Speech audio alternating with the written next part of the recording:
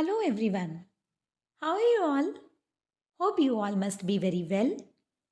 Today I am here with you people to discuss Vedic period of education और वैदिक कालीन शिक्षा। सबसे पहले हम ये जान लेते हैं कि वैदिक काल जो है वो कब से कब तक एग्जिस्ट करता है हमारा। 2500 BC से लेकर 500 BC का जो हमारा पीरियड है वो वैदिक काल के नाम से जाना जाता है। अब इसमें दो पार्ट्स हो जाते हैं हमारे, वैदिक पीरियड एंड पोस्ट वैदिक पीरियड। दोनों पार्ट्स इसी ड्यूरेशन के बीच में हैं। शुरू के 1100 वर्ष जो हैं वो हमारे वैदिक काल के हैं और बाकी जो हमारा टाइम रह जाता है 900 ईयर्स का वो हमारा पोस्ट वैदिक पीरियड है। मीन्स 2500 BC से 1400 BC जो ये हमारे 1100 ईयर्स हुए ये हमारे वैदिक काल है और 1400 BC से 500 BC तक हमारा पोस्ट वैदिक काल है। नाउ कमिंग टू वैदिक एजुकेशन। वैदिक कालीन शिक्षा जो है वो वेदों पर आधारित थी। वेद हमारे 4 होते हैं, ऋग्वेद, यजुर्वेद, सामवेद और अथर्ववेद।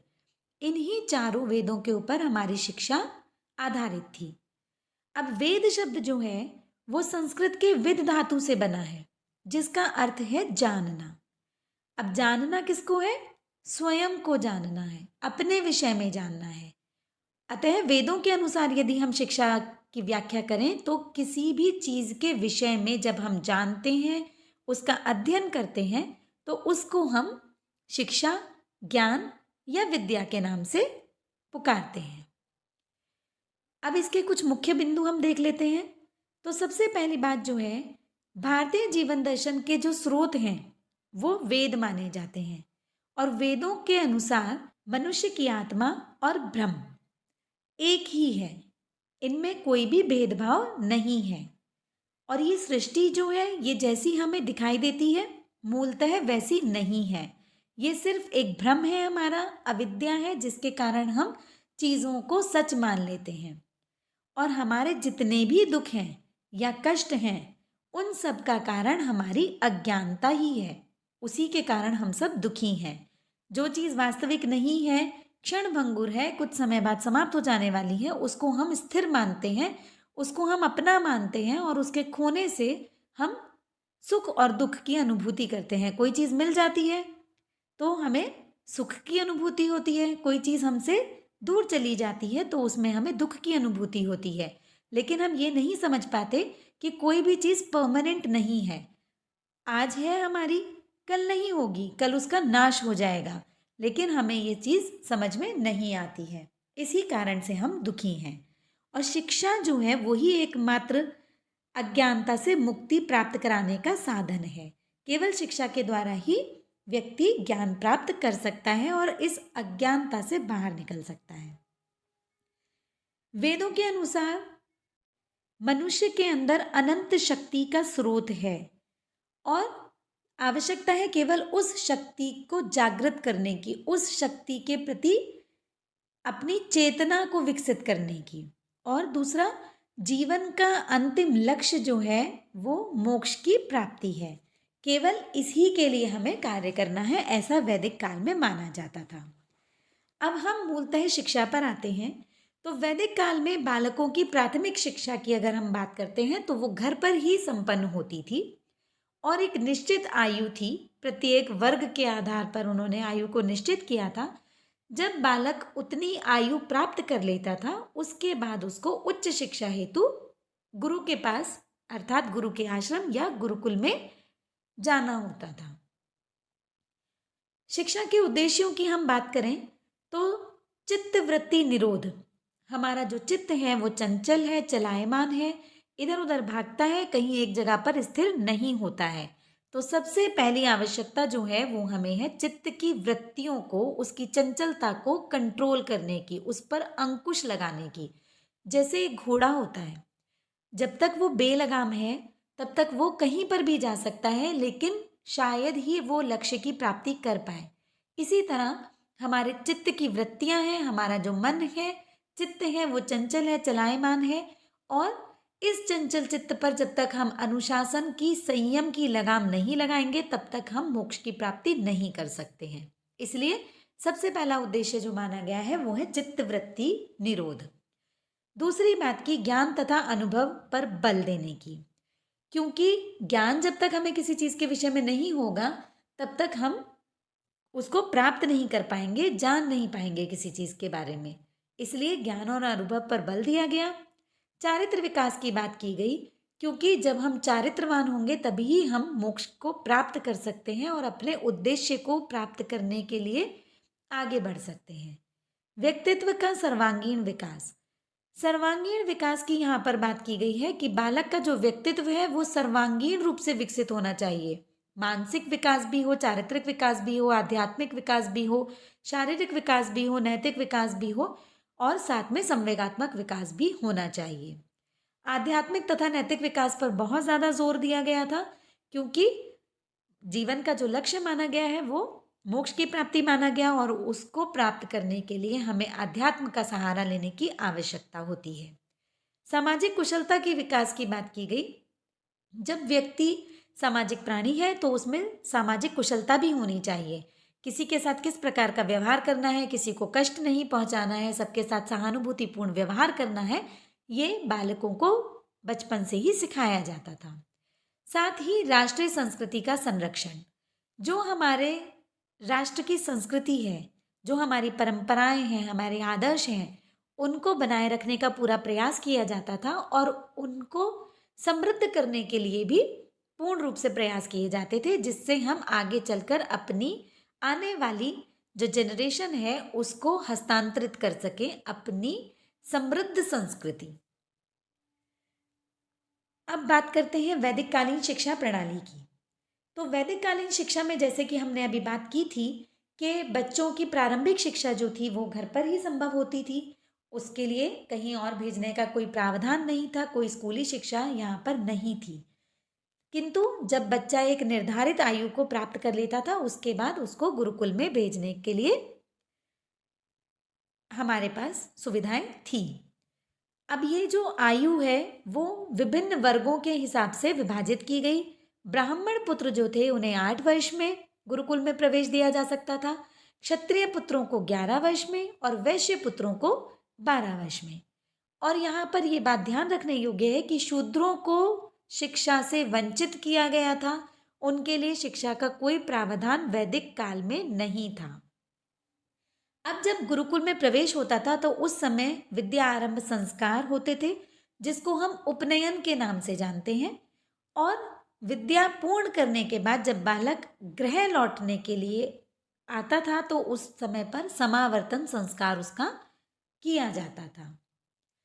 अब उपनयन संस्कार को हम ठीक से समझ लेते हैं। उपनयन का अर्थ है समीप ले जाना। किसके समीप ले जाना? गुरु के समीप ले जाना, क्योंकि यहाँ पर बच्चे की शिक्षा प्रारंभ होने वाली है तो उसको गुरु के समीप, गुरु के आश्रम में ले जाना।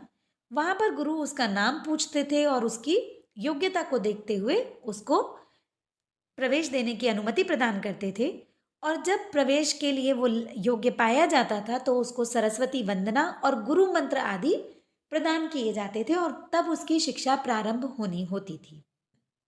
साथ ही सभी बालकों को यज्ञोपवीत भी धारण कराया जाता था। इन यज्ञोपवीत को हम मेखला भी कहते हैं और ये वर्ण के अनुसार धारण की जाती थी। जैसे ब्राह्मण को मूंज की, क्षत्रिय को तात की और वैश्य को ऊन की यज्ञोपवीत धारण कराई जाती थी। अब बात करते हैं समावर्तन संस्कार की। तो विद्या प्राप्ति के बाद जो विदाई समारोह होता था उसको समावर्तन संस्कार कहा जाता था। इसमें छात्र स्नान करने के बाद नए वस्त्र धारण करके गुरु के समक्ष उपस्थित होते थे और गुरु उन्हें जीवन संबंधी उपदेश दिया करते थे। जब प्रवेश हो जाता था और शिक्षा प्रारंभ होनी होती थी तो उस समय बच्चों को शिष्टाचार और नैतिक शिक्षा के विषय में बताया जाता था, जिसमें उठना, बैठना, बातचीत करना, अभिवादन करना, अतिथि और सहपाठियों के साथ किस प्रकार का व्यवहार करना है, गुरु को कैसे आदर प्रदान करना है, गुरु पुत्रों या पुत्रियों के साथ कैसे भाई बहन संबंधी व्यवहार आपको रखना है, आदि आदि शिष्टाचार और नैतिक आचरण बच्चों को सिखाया जाता था। अब बात करते हैं गुरुकुल में प्रयोग में लाई जाने वाली शिक्षण विधियों की। तो शिक्षण विधियां प्राय करके मौखिक होती थी, क्योंकि उस समय लेखन विधि नहीं प्रचलित थी। तो उस समय प्रश्नोत्तर, प्रवचन, व्याख्यान, विवेचन, कंठस्थीकरण आदि विधियों का प्रचलन था। साथ ही चिंतन, मनन, ध्यान, धारण विधि, व्यवहारिक विधि, स्वाध्याय विधि, शास्त्रार्थ विधि इत्यादि का भी प्रयोग किया जाता था। चिंतन, मनन, ध्यान और धारण विधि जो है वो जो भी आपके गुरु ने पढ़ाया है उसका हमें चिंतन करना है, उसको याद करने का प्रयास करना है, अपने ध्यान में उसको केंद्रित करना है और फिर उसे अपने चारित्र में धारण करने के लिए प्रयास करना है। व्यवहारिक विधि जो थी वो जो हमारे कार्य होते थे उनको करके जब बच्चा सीखता था तो उस विधि को व्यवहारिक विधि कहा गया। स्वाध्याय विधि अपने विषय में जब हम ध्यान करते हैं, जब हम अपने विषय में चिंतन मनन करते हैं तो उसको स्वाध्याय विधि कहा जाता है। और शास्त्रार्थ विधि जो एक दूसरे से हम विचार विमर्श करते हैं या डिबेट जिसको हम कह सकते हैं, वो शास्त्रार्थ विधि होती थी। उसके द्वारा भी बच्चों का पठन पाठन चलता था। अब बात करते हैं पाठ्यक्रम की। पाठ्यक्रम जो था वो परा और अपरा दोनों ही प्रकार का था। परा अर्थात आध्यात्मिक पाठ्यक्रम जिसमें हम अलौकिक चीज़ों की बात करते हैं, ईश्वर प्राप्ति की, जैसे वेदों की बात हम करेंगे, वेदांग दर्शन की बात करेंगे, तो ये सब हमारे आध्यात्मिकता के ऊपर जाते हैं। और अपरा मीन्स लौकिक। लौकिक में जो हमारे सांसारिक जीवन से संबंधित विद्या हमें चाहिए, जो शिक्षा हमें चाहिए, उससे संबंधित जो शिक्षा होती थी उसको लौकिक शिक्षा कहा जाता है या अपरा शिक्षा कहा जाता है। तो वैदिक काल में दोनों ही तरह की शिक्षा के लिए पूरा पूरा प्रावधान किया गया था। वेदों का अध्ययन, वेदांग दर्शन और नीति शास्त्र जो थे वो शिक्षा के अनिवार्य अंग थे। इसके अतिरिक्त प्राणायाम और व्यायाम का भी विधान था जिससे एक स्वस्थ शरीर का निर्माण किया जा सके। और साथ ही वर्णों के अनुसार छात्रों को व्यावसायिक शिक्षा भी दी जाती थी, जैसे ब्राह्मणों के लिए पौरोहित्व, दर्शन, कर्मकांड आदि का ज्ञान, क्षत्रियों के लिए दंड नीति, राजनीति, सैन्य विज्ञान, धनुर्वेद आदि विषय और आयुर्वेद का ज्ञान प्राप्त करने की स्वतंत्रता जो थी वो सभी के लिए थी। अब बात करते हैं हम अध्ययन काल की। अध्ययन काल में पूर्ण विद्या प्राप्त करने तक छात्र जो है वो गुरुकुल में ही रहते थे। सामान्य रूप से ये जो अध्ययन काल होता था वो 24 वर्ष की अवस्था तक पूर्ण हो जाता था, क्योंकि वैश्य जो पुत्र होते थे वो 12 वर्ष की आयु में प्रवेश लेते थे और 12 वर्ष का उनका जो निहित या निश्चित पाठ्यक्रम था उसको पूर्ण करके 24 वर्ष की अवस्था में अपने अध्ययन काल को पूर्ण कर लेते थे। यहाँ पर मैं एक चीज़ आपको बता दूं कि 12 वर्ष जो है वो न्यूनतम अवधि थी हायर एजुकेशन की। तो जो भी छात्र प्रवेश लेते थे उनको 12 वर्ष तक गुरुकुल में रहना ही होता था। ब्राह्मण जो है वो जीवन पर्यंत विद्याधन कर सकते थे। अब यहाँ उनके लिए अलग अलग विभाजन किए गए थे। जो ब्राह्मण 12 वर्ष तक की अवस्था में वहाँ रहते थे उनको स्नातक कहा जाता था। 24 वर्ष तक जो रहते उनको वसु, 36 वर्ष वालों को रुद्र और 48 वर्ष तक अध्ययन करने वालों को आदित्य की उपाधि से सम्मानित किया जाता था। शिक्षण सत्र की यदि बात करें तो श्रावण मास की पूर्णिमा से प्रारंभ होकर पौष मास की पूर्णिमा तक हमारा सत्र चलता था और उसके पश्चात समाप्त हो जाता था। परीक्षा विधि की बात करते हैं तो परीक्षा जो थी वो निरंतरता से चलती रहती थी, नित्य ही परीक्षण होता था। जो भी पठन पाठन पहले दिन कराया जाता था उसको अगले दिन सुनकर छात्रों से तब आगे के पाठ के लिए अग्रसर होते थे और दैनिक कार्यों के आधार पर भी छात्रों का मूल्यांकन किया जाता था। साथ ही समय समय पर शास्त्रार्थ आदि की व्यवस्था भी होती थी जिससे छात्रों के अर्जित ज्ञान के विषय में एक आकलन किया जा सके। दंड व्यवस्था की यदि हम बात करें तो जो वहाँ का वातावरण था वो बहुत शांतशील और विनयपूर्ण हुआ करता था, तो ज़्यादातर दंड की आवश्यकता नहीं पड़ती थी। परंतु यदि कोई बहुत ही जघन्य अपराध हो जाए तो उस स्थिति में गुरु दंड की व्यवस्था रख सकते थे। और ये जो दंड होते थे इनके अंतर्गत कुछ उपवास आदि करवाया जा सकता था, या फिर ज़्यादा ही कोई अगर कार्य खराब हो गया है या कोई बहुत ज़्यादा गंभीर अपराध कर दिया है तो उसमें आश्रम से निकाल देने का प्रावधान भी था। ब्रह्मचर्य जो था वो प्रत्येक छात्र के लिए अनिवार्य था। उसको जब तक गुरुकुल में या 24 वर्ष तक की आयु तक हम मान सकते हैं, जब तक बालक 24 वर्ष का नहीं हो जाता था तब तक उसको ब्रह्मचर्य का पालन करना होता था। आचरण की शुद्धता जो है उसको प्रमुखता प्रदान की जाती थी। सुगंधित और मादक पदार्थों का प्रयोग भी प्रायः छात्रों के लिए वर्जित था, क्योंकि ये मन को भटकाने के लिए समर्थ होते हैं। तो इन सब प्रावधानों के लिए भी वहाँ पर अंकुश थे। भिक्षावृत्ति के माध्यम से जीवन का निर्वहन करना होता था। विद्यार्थी अपना तथा अपने गुरु का पोषण करता था और प्रत्येक गृहस्थ जो थे वो छात्र को भिक्षा दे देते थे, क्योंकि उनके मन में एक ये भाव रहता था कि हमारा पुत्र भी कहीं पर भिक्षावृत्ति करके भोजन ग्रहण करेगा, तो सभी गृहस्थ उनके लिए भिक्षा का अरेंजमेंट कर देते थे। अब अवकाश की बात करें तो अष्टमी, चतुर्दशी, प्रतिपदा, अमावस्या, पूर्णिमा, चंद्र ग्रहण, सूर्य ग्रहण, संक्रांति, अधिक वर्षा, भूकंप या फिर कोई विशिष्ट पर्वोत्सव हो, राजा के बेटे का अभिषेक हुआ हो, गुरु या किसी अंतेवासी की मृत्यु हो गई हो, कोई अतिथि आ जाए, उस सभी अवस्था में अवकाश का प्रावधान था। अब बात करते हैं हम गुरु दक्षिणा की। तो समावर्तन पर गुरु दक्षिणा देने की परंपरा थी। प्रत्येक शिष्य अपनी सामर्थ्य के अनुसार कुछ न कुछ देने का संकल्प करता था, लेकिन किसी भी प्रकार की कोई बाध्यता नहीं थी कि यदि आपने शिक्षा ग्रहण करी है तो आपको इतना तो देना ही होगा, ऐसा कोई अनिवार्य नहीं था। आप जितना देना चाहें, कोई नियम संकल्प लेना चाहें तो वो भी लेकर छात्र गुरु दक्षिणा दे सकते थे। अब वैदिक शिक्षा प्रणाली के गुणों के विषय में हम चर्चा करते हैं। तो सबसे पहली चीज़ थी कि निशुल्क शिक्षा थी। उस समय जो शिक्षा का अरेंजमेंट था वो निशुल्क था, तो ये बहुत अच्छा था, क्योंकि कोई भी परिवार अपने बालक को गुरुकुल में भेजकर उसको शिक्षा ग्रहण करा सकता था। स्त्री शिक्षा की बात करें तो स्त्री शिक्षा के लिए उस काल में प्रावधान था, स्वतंत्र थी, किंतु एक बाध्यता ये थी कि जो स्त्रियां थी वो गुरुकुल में उनका प्रवेश वर्जित होता था, तो उनको घर पर रहकर ही अपनी शिक्षा को पूर्ण करना होता था। बहुत सारी स्त्रियां उस समय में हमारी जानी मानी स्त्रियां हैं जिन्होंने अपनी एजुकेशन उस टाइम पर पूरी की है, जैसे अपाला, गार्गी, इंद्राणी आदि आदि बहुत सारे नाम हैं जिन्होंने उस समय पर विशिष्ट रूप से शिक्षित होकर अपना नाम रोशन किया है।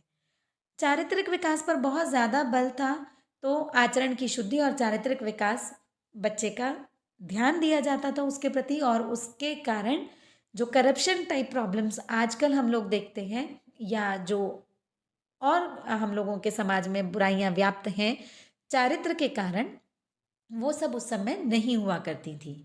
अब आध्यात्मिकता पर बहुत ज़्यादा बल था, क्योंकि हमारा जो जीवन का उद्देश्य था वो मोक्ष की प्राप्ति था, इसलिए आध्यात्मिकता पर बहुत ज़्यादा बल दिया गया था। और आध्यात्मिकता से जुड़े होने के कारण व्यक्ति अपराधपूर्ण कार्य जो होते थे उनमें संलिप्त नहीं होते थे।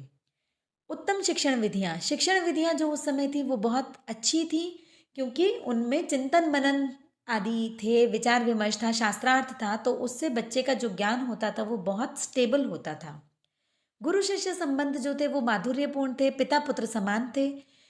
पिता के समान गुरु अपने छात्रों की रक्षा करते थे, उनको प्रोटेक्शन देते थे, उनके लिए सभी व्यवस्थाएं करते थे, और इसी प्रकार शिष्य जो थे वो अपने गुरु के प्रति अपने कर्तव्यों का पालन करते थे, और दोनों को ही अपने कर्तव्यों का बोध था।